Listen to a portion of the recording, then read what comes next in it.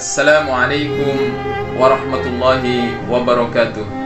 Alhamdulillah, assalatu wassalamu ala Rasulillah Muhammad ibn Abdillah. La haula wa la quwwata illa billah, amma ba'd. Saudaraku sekalian yang dicintai Allah Subhanahu wa taala, patutlah kita bersyukur kepada Allah Subhanahu wa taala karena sampai detik ini di penghujung bulan Januari di tahun 2023 ini, Allah masih banyak memberikan nikmat-nikmat kepada kita, terutama nikmat sehat, nikmat Islam, nikmat iman. Karena itu, marilah semua kita bersyukur atas nikmat-nikmat itu. Insya Allah, dengan kita selalu bersyukur kepada Allah Subhanahu wa taala, Allah pasti akan menambah nikmat-nikmat itu kepada kita. Dan di antara salah satu bentuk syukur kita kepada Allah Subhanahu wa taala adalah kita selalu introspeksi diri, bermuhasabah diri, bermuhasabah atas segala amal kita, bermuhasabah atas segala ibadah kita, dan bermuhasabah atas segala kehidupan kita di dunia ini, agar ke depan kita akan menjadi manusia yang berkualitas di hadapan Allah Subhanahu wa taala. Sebagaimana perkataan sahabat Umar di dalam makolahnya, beliau berkata, hasibu anfusakum qabla an tuhasibu. Hitung-hitunglah diri kalian sebelum kalian dihitung oleh Allah Subhanahu wa taala. Wazinuha qabla an tuzanu. Ditimbang-timbanglah amal kalian sebelum amal kalian ditimbang oleh Allah Subhanahu wa taala. Oleh karena itu, agar hidup kita semakin berkualitas di masa akan datang, marilah kita mencoba untuk introspeksi, bermuhasabah, menghitung-hitung diri. Apa yang perlu kita hitung, apa yang perlu kita introspeksi, apa yang perlu kita hisab tentang diri kita, agar kedepannya hidup kita semakin berkualitas. Yang pertama adalah kita hisab, kita hitung, kita introspeksi keimanan kita. Sejauh manakah iman kita kepada Allah? Sejauh manakah iman kita kepada Rasulullah? Sejauh manakah kita sudah bisa menjalankan keimanan kita di hadapan Allah Subhanahu wa taala? Ataukah iman itu hanya sekedar ada di dalam mulut kita, atau iman itu memang sudah benar menghujam ke dalam hati kita?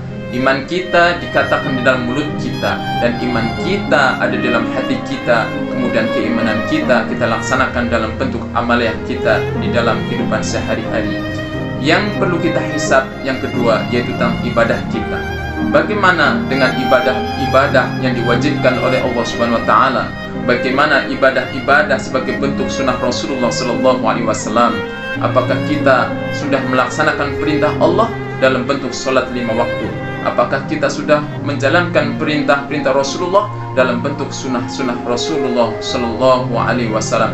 Atau justru selama ini kita orang yang jauh dari perintah Allah, atau justru kita selama ini orang yang jauh dari sunnah-sunnah Rasulullah sallallahu alaihi wasallam? Oleh karena itu, kalau kita ingin selamat menjadi manusia yang baik dan berkualitas di hadapan Allah dan Rasulullah sallallahu alaihi wasallam, tentulah kita harus patuh kepada Allah Subhanahu wa taala dalam bentuk menjalankan ibadah yang diperintahkan oleh Allah dan Rasulullah sallallahu alaihi wasallam. Yang kedua, yang ketiga yang perlu kita hisab adalah akhlak kita, akhlak keluarga kita, dan akhlak anak-anak kita. Sudahkah kita termasuk orang-orang yang pandai bergaul secara baik dengan tetangga kita, dengan saudara kita, dengan semuanya yang ada di dunia ini, baik itu seiman dengan kita ataupun tidak seiman dengan kita? Sudahkah kita berbuat baik dengan tetangga kita? Sudahkah kita membantu mereka, orang-orang yang kekurangan, kaum duafa, kaum miskin, kaum janda, dan lain sebagainya? Mereka itu adalah orang-orang yang patut kita bantu dengan kemampuan kita tentunya. Oleh karena itu, jika kita ingin disayang oleh Allah, maka sayangilah orang-orang atau makhluk yang ada di bumi ini. Jangan sampai kita menjadi manusia yang tidak peduli dengan sesamanya. Jadilah kita manusia yang baik dan manusia penolong, manusia yang ringan tangan, mau membantu sesamanya. Insya Allah, Allah pun akan memudahkan jalan kita ke depannya. Kemudian perlu kita koreksi pergaulan kita. Jangan sampai kita menjadi manusia yang merugi, manusia yang dengki, manusia yang hasud, manusia yang mudah iri di dalam bergaul dengan tetangga kanan kiri kita. Karena itu bukan dicontohkan oleh Rasulullah Sallallahu Alaihi Wasallam. Karena Rasulullah Sallallahu Alaihi Wasallam adalah manusia yang sangat terpuji akhlaknya, selalu berbuat baik kepada sesamanya. Meskipun kadang-kala Rasulullah Sallallahu Alaihi Wasallam selalu dihina, selalu dimaki, selalu dicaci, dan selalu disakiti oleh orang lain, tetapi Rasulullah Sallallahu Alaihi Wasallam di dalam pergaulan tidak sedikit pun cacat beliau di dalam mencontohkan kepada kita. Ikutilah gaya bagaimana hidup Rasulullah Sallallahu Alaihi Wasallam. Yang perlu kita hisab juga adalah manajemen waktu kita.